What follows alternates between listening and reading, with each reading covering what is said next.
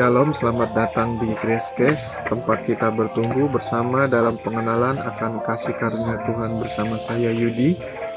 Mari membuka hati untuk menerima kebenaran firman Tuhan yang memerdekakan, sebab hanya kebenaran yang akan membuat kita hidup dalam kemerdekaan yang sejati. Puji Tuhan, kita telah menyelesaikan seri ketiga, Iman yang Mengubahkan. Hari ini kita memulai seri keempat, Hubungan yang Intim dengan Tuhan. Selama 6 episode ke depan kita akan belajar bahwa tujuan utama keselamatan bukan sekadar membawa kita ke surga, tetapi membawa kita masuk ke dalam hubungan yang akrab dengan Bapa melalui Yesus Kristus. Jika seseorang bertanya, mengapa Yesus datang ke dunia? Banyak orang akan menjawab supaya dosa kita diampuni. Jawaban itu benar, tetapi pengampunan bukanlah tujuan akhirnya. Pengampunan adalah jalan untuk memulihkan hubungan kita dengan Allah. Sejak awal penciptaan, kerinduan Allah adalah berjalan bersama manusia. Dia tidak menginginkan hubungan yang dibangun atas rasa takut, melainkan hubungan yang dipenuhi kasih. Sebagai ilustrasi, bayangkan seorang ayah yang bekerja keras setiap hari demi keluarganya. Ia menyediakan rumah, makanan, pakaian, dan semua kebutuhan anak-anaknya. Namun, setiap kali anaknya datang, mereka hanya meminta uang, lalu pergi tanpa pernah ingin berbicara dengannya. Tentu sang ayah akan sedih, bukan karena ia tidak ingin memberi, tetapi karena ia merindukan hubungan dengan anak-anaknya.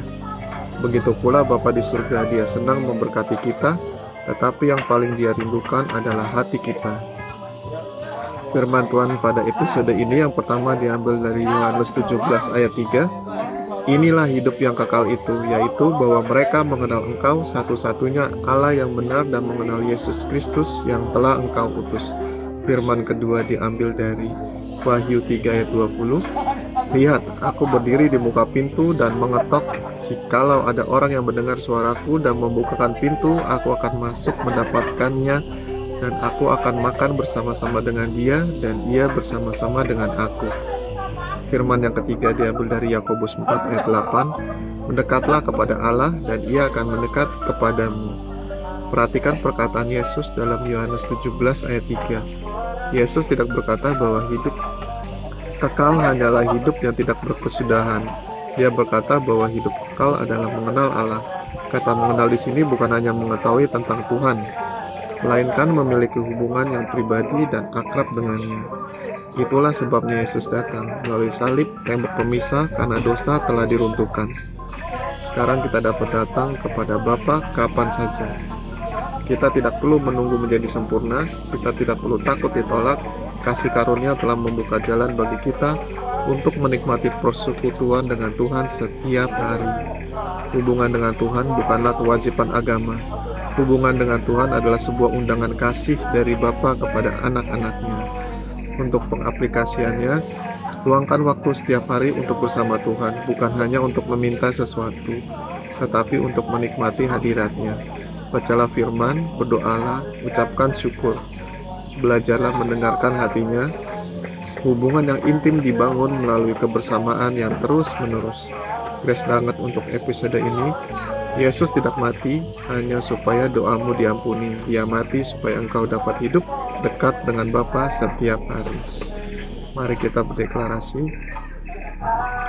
Bapa di surga mengasihiku dan mengundangku hidup dekat dengannya. Aku memilih membangun hubungan yang intim dengan Tuhan setiap hari.